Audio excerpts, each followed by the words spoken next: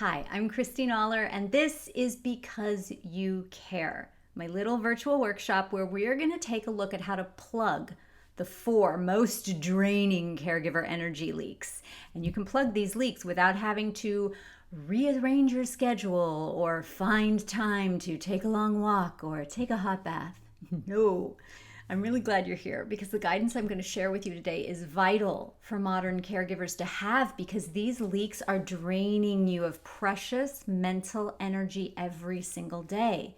And plugging these leaks will help your caregiver experience just be a little lighter and more manageable, less exhausting. Being an adult, caring for another adult, is one of the most complex situations a human can experience. Integrating caregiving into your life challenges you emotionally, physically, psychologically, financially, relationally. Giving someone care is a remarkable gift. You're offering part of your life to them so they don't have to navigate their journey alone. It is a profound offering. It's one that takes a lot out of you, but there are ways we can make sure it doesn't take all of you out of you.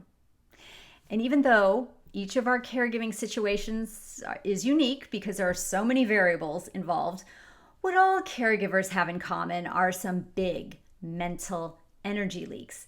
And these mental energy leaks are caused by stories that we're telling ourselves that make ourselves feel bad, spin cycles that our minds get in, and ruts of doing without contemplating, is there a better way? And the reason it's so important to plug these leaks over in the caregiving part of your life is so that you can redirect some of that energy towards your own life.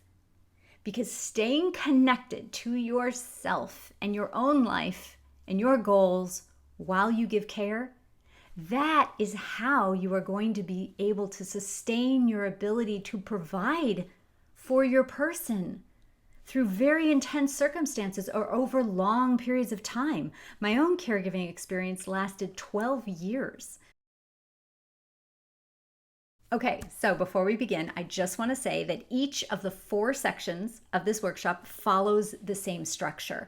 First, I'm going to describe the leak. Then I'm going to share how plugging that leak will help you conserve your mental energy. Next, I'm going to take a look at where you might get stuck actually applying this guidance into your own life and what you can do about that. This is the part most often left out or completely ignored by well-meaning people who are giving advice to caregivers. They keep urging us to put our own oxygen mask on first. And we're like, yeah, I know, but how? And if I get my mask on, how do I keep it on? I'm going to help you with the how.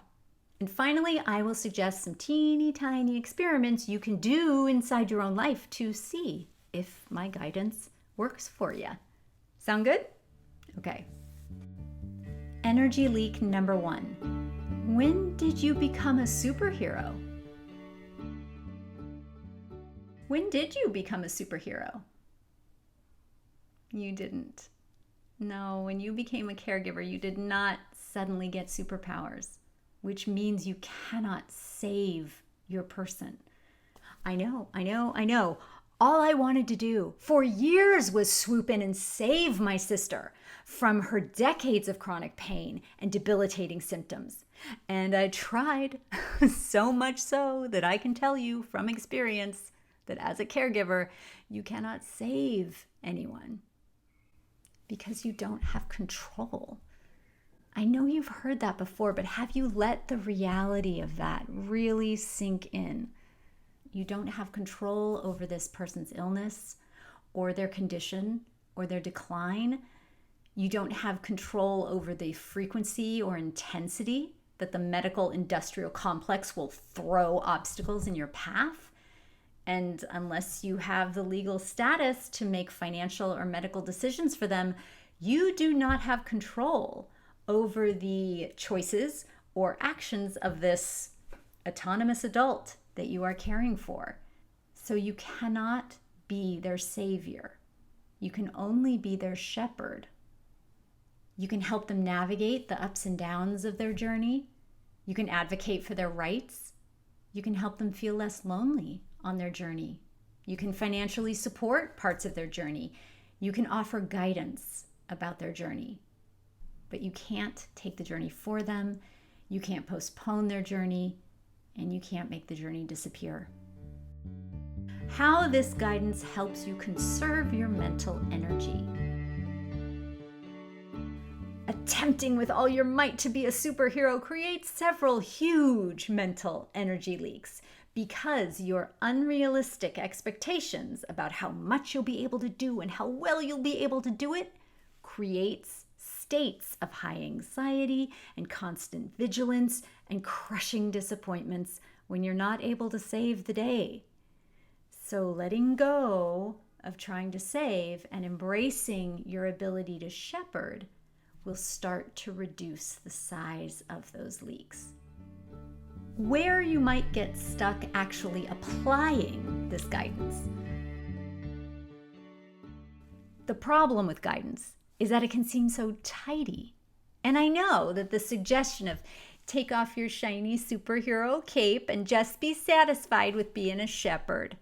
Yeah, that's easier said than done. And that's the problem with most of the guidance given to caregivers.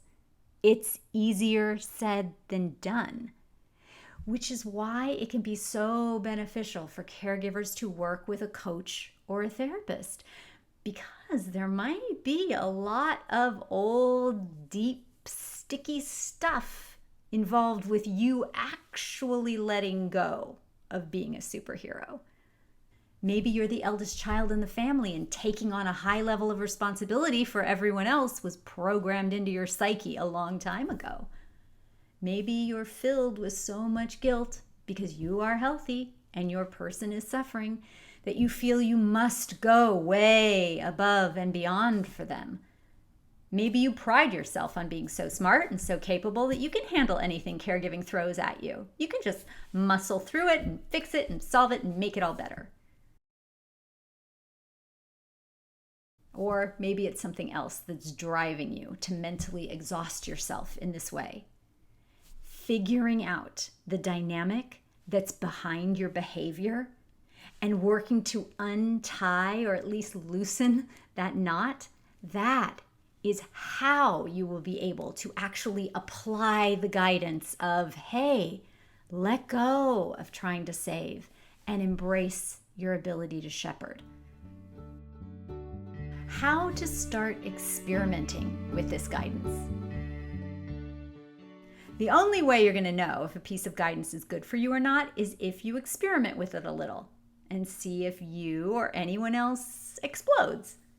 And if no one explodes or dies, then maybe it's a good thing for you, but you're not going to know until you try it out.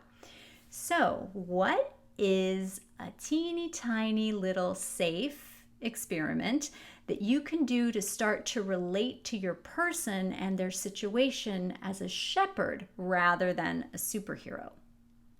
I'd suggest starting with an experiment of just shifting your energy, because the energy of someone trying to be a superhero is very different than the energy of just someone being a shepherd.